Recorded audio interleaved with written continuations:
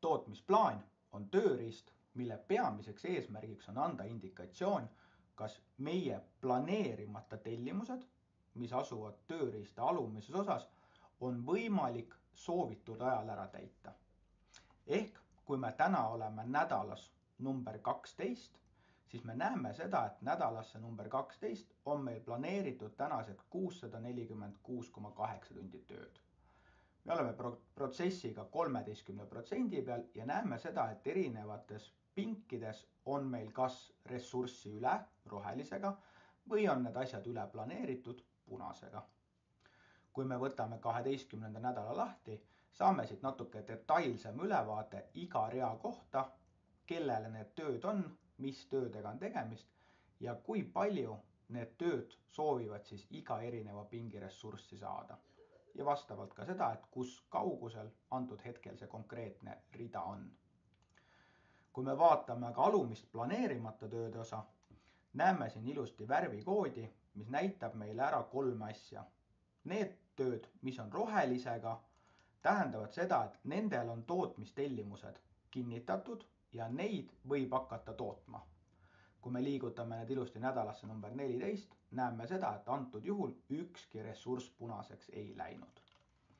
Oranžid tööd tähendavad aga seda, et meil on kliendile müügitellimus kinnitatud, aga tootmistellimusi ei ole veel genereeritud.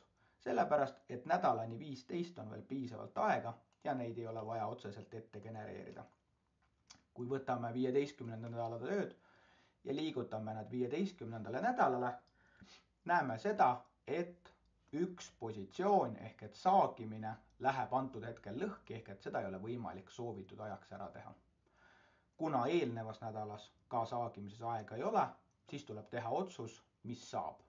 Antud hetkel, siin on 7,5 tundi, liigutame selle 16. nädalasse ja 15. nädala töötunnid lähevad ilusti paika. Nüüd on muidugi küsimus müügile, et kuidas see ära selgitada, et miks üks positsioon ei saa õigel ajal valmis.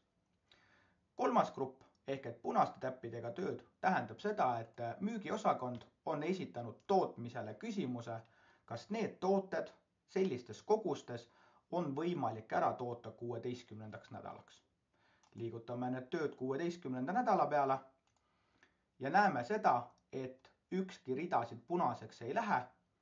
Kui me paneme selle siit kinni, on meil tootmisplaaniga ilus vaade ja näeme seda, et kõik tööd, mis on praegusel hetkel planeeritud, saavad õigel ajal valmis. Ehk meil tekib väga hea arusaamine, milliseid töid, milliseks ajaks ja milliste ressurssidega on meil võimalik toota.